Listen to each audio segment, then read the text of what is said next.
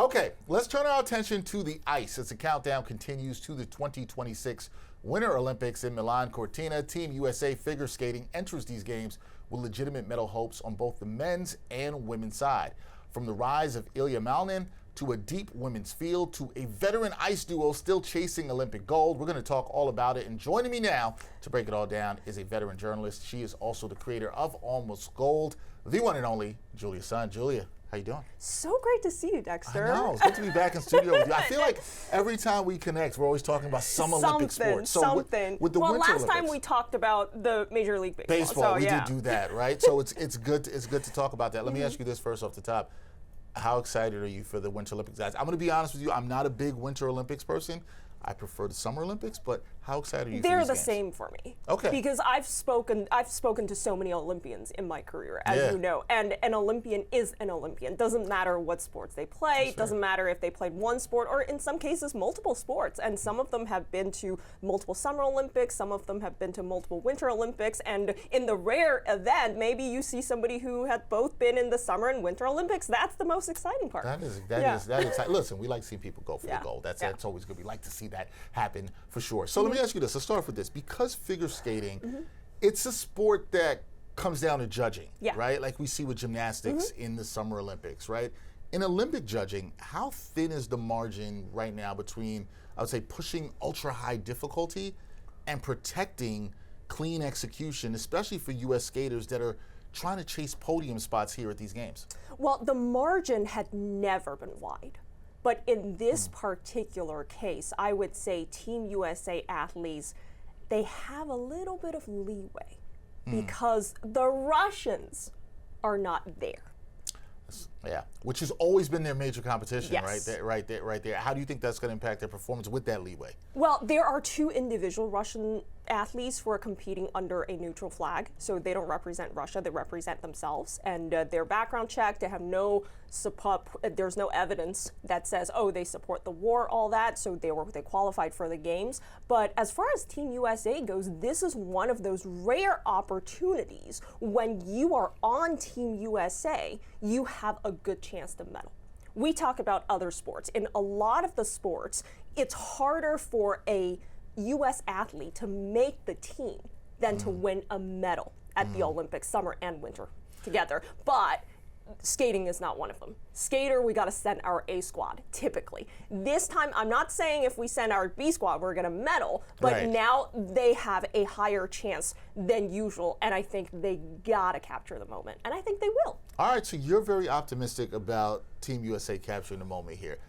We're going to separate this here. So let's start with the ladies, right? Sure. Because when you look at the current landscape with skaters like Alyssa Liu, Amber Glenn, Isabeau Levito, who would you say, because this is a great crop of U.S. women's skaters, who do you think is the favorite to emerge as Team USA's top medal threat? And then here's the money question for me, Julia.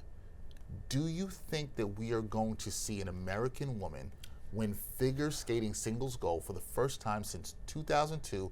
And you know who did it back then. That was Sarah Hughes. Do you think we'll see that? It was a huge surprise, huge. But it was an American woman at the top of podium. It was just not the athlete we thought would go for the gold, but we got it. So it's been a while. The field is wide open. In the ladies single event, the truth is, if every single person hits, the Russian will take home the gold. And the question becomes, will everybody hit? Probably not. My prediction is, with all the injuries, with all the pressure, and a lot of them are first-time Olympians, the pressure may get to somebody. I can't definitively say who's gonna, I don't wanna say cave under pressure because they're all fabulous and trained athletes, but it's overwhelming. I would say among the Team USA women, it's probably gonna be between Glenn and Lou, who will have a higher podium finish, but the field is wide open. And let's not forget about the Japanese. I think this year and the recent years, it has been a very difficult time for Japanese athletes because they have the situation I just described. It's harder to make the national team. If you make the national team, you are probably a medal contender. Right, you're that good. Yeah, you're that good. On the men's side, though, this is a really unique athlete here. Oh, man. Oh, my God. Ilia Malinin, right? They call him the quad god. It's a dope name. Yeah, I like dope that, name. right? Yeah. So he's entering these Olympics. He's one of the most talked about athletes in this sport. And it's really because his routines are difficult. I almost got to think about him like Simone Biles, the way you think about Simone Biles in gymnastics, right, in a way. But what specifically separates his technical profile from the rest of the field? And where do you, when you look at him, where does he still need to be airtight to win gold? Because he's got pressure too. People are expecting him to perform at a very high level, Julia. And so what do you think, how does he get better? He's the quad god, how does he get better? I don't know if he can get better. He's already the best. And the way he is, the reason why he is the best, the reason why he's called the quad god is because he can do quads, not 1 or 2 or 3 or 4. He can reliably execute up to 7 clean quads in one competition. Explain to people what a quad That is. is a quad. It's a triple, 3 revolutions, quad, 4 revolutions, and it's just insane. I don't know how else to put it. I don't know how else to put it. Think about jumping in the air on ice and spinning 4 times. One of my producers likes to say it's like landing a spinning coin on its edge so precisely, without wobbling, without letting people know, oh my God, I'm trying really hard. No, he makes it look so easy.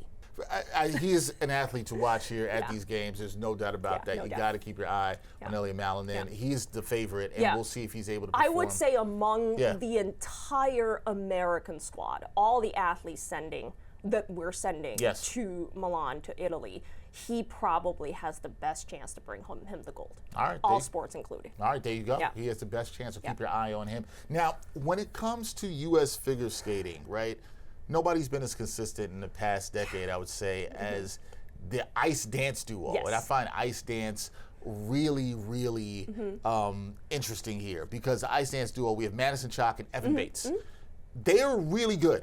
They have won almost everything except for a single individual Olympic gold. That's the only thing they haven't done.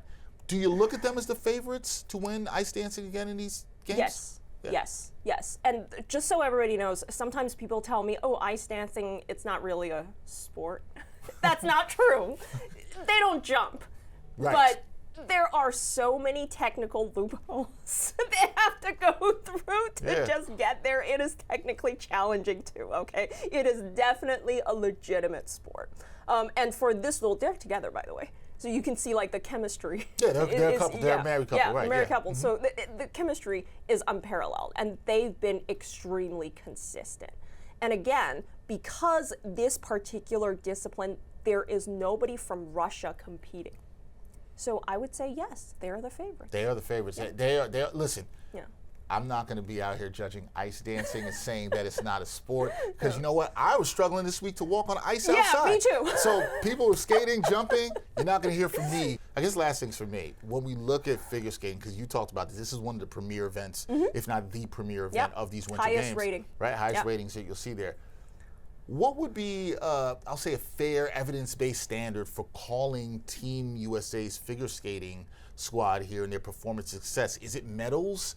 Is it placement just overall? Or is it the long-term momentum that you see for this Team USA program? How would you define success for Team USA figure skating? All of the above. All of the above. What if you got to pick one? Placements. Placements, okay. Because placement, in a way, okay. it is momentum. Because if we end up on the podium, which I think some of us will, some of the people from Team USA will, then that signals positive momentum going into the next cycle, and hopefully the tide is turning around for the Americans. Yeah, I think that is the hope, and it's going to be really interesting with these Winter Games. Look, I can't skate, can't figure skate, can't do any of that, but I'm going to enjoy watching people do difficult things on ice that we struggle to do on ice ourselves. So it's going to be really fun. Everybody, that is Julia Sun, veteran journalist, also the creator of Almost Gold.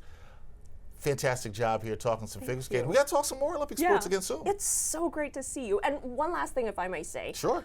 Lindsey Vonn, good luck. Yes. I love her. Just I the love fact her she's so competing much. again as a veteran in these games. It's going to be fun to watch. She's because the recent crash, it cannot be easy for her. And out of all people, you and I, we know how difficult it is if you have to give up your earned Olympic spot to somebody else. Yeah. But I just want to say from everybody on this side of sports. We love sports. We're in the commentary booth. We're in the studios. Good luck. We Yeah, love you. good luck. And good luck to the entire Team USA competing at the Winter Olympics. Once again, Julia Sun, check her out. Julia, appreciate you coming through and talking some figure skating with me. Thank you so much. Yeah. All right.